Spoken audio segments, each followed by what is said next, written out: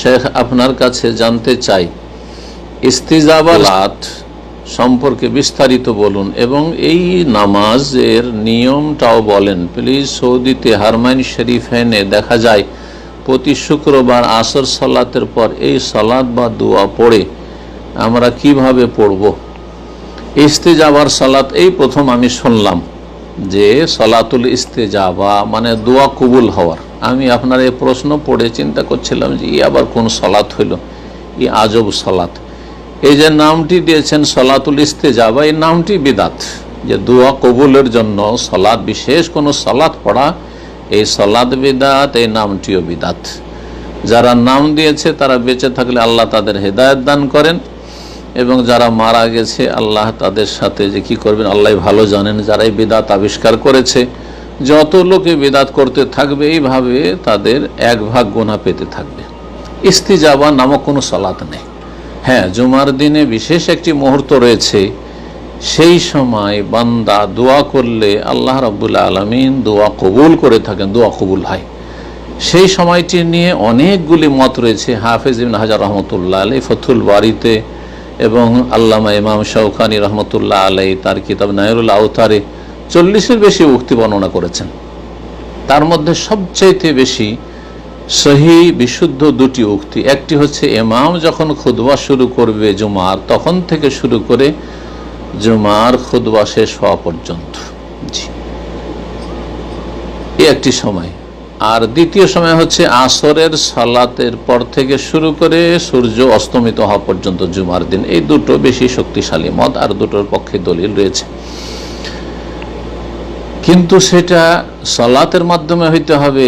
আগে 2 রাকাত সালাত পড়বেন আর তারপরে আপনি দোয়া করবেন, এমনটা নয়। জি। আর যেটা বলছেন যে সৌদি আরবে হারমাইন শরীফে দেখা যায় প্রতি শুক্রবার, এটা আপনার দেখার ভুল।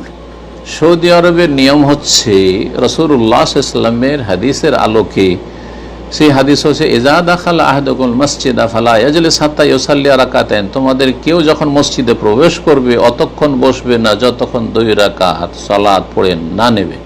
অন্য রিওয়ায়াতে রয়েছে ফালিয়ারকা রাকাতাইন ক্বাবলা ইয়াজলিস, বসার পূর্বেই 2 রাকাত সালাত যেন অবশ্যই পড়ে নেই।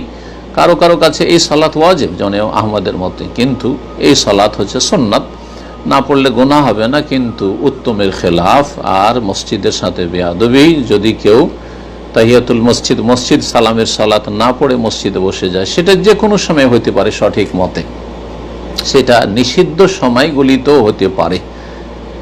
কারণ নিষিদ্ধ সময়ে যে সালাত পড়া যাবে না মর্মে যে হাদিসগুলি রয়েছে, এগুলির অর্থ কি? কোনো সালাত পড়া যাবে না, না কারণগত সালাত পড়া যাবে? অধিকাংশ আইম্মায়ে কেরামদের নিকট কারণগত সালাত, জাতুল আসবাব, সালাতুন জাতুল আসবাব, এমন সালাত যার কোনো কারণ রয়েছে, কারণগত সালাত পড়া যাবে।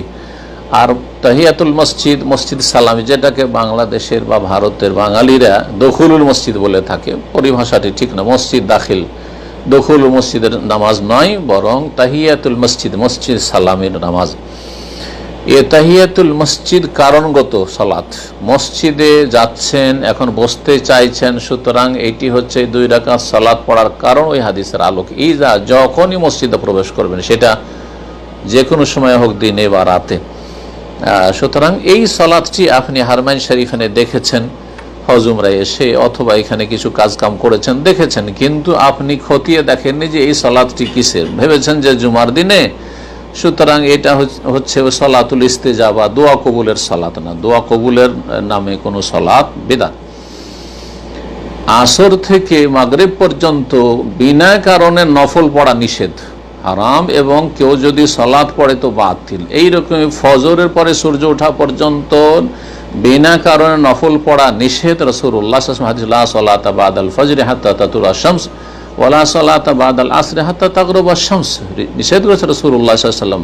আসর পরে কোনো সালাত নেই সূর্য ডোবা পর্যন্ত, ফজর পরে কোনো সালাত নেই, নামাজ নেই সূর্য ওঠা পর্যন্ত। সুতরাং কেউ যদি বিনা কারণে নফল পড়ে এই সময়গুলিতে, সেই সালাত হচ্ছে বাতিল এবং সেই সালাত হচ্ছে বিদআত। আর এখানে দোয়া কবুলের সময় আসর পরে জুমার দিন, সেই জন্য ইস্তেজাবার নামে 2 রাকাত নামাজ পড়বেন আর তারপরে তখন দোয়া করবেন, এর কোনো দলিল নেই। যে হাদিসে আছে যে বান্দা সালাত আদায় করে এবং ইউসাল্লি সালাত আদায় করে এবং দোয়া করতে থাকে, তো আল্লাহ জুমার দিনে ওই মুহূর্তটিতে দোয়া কবুল করবেন। এর মানে এই নয় যে সালাত অবস্থায় থাকা, বরং সালাতের জন্য অপেক্ষা করাও হচ্ছে সালাতে থাকা। যেমন হাদিস দ্বারা প্রমাণিত, বান্দা যখন কোনো সালাতের মাগরিবের সালাতের অপেক্ষা করছেন মসজিদে বসে, এটাই হচ্ছে আপনার সালাত অবস্থায় থাকার সওয়াব।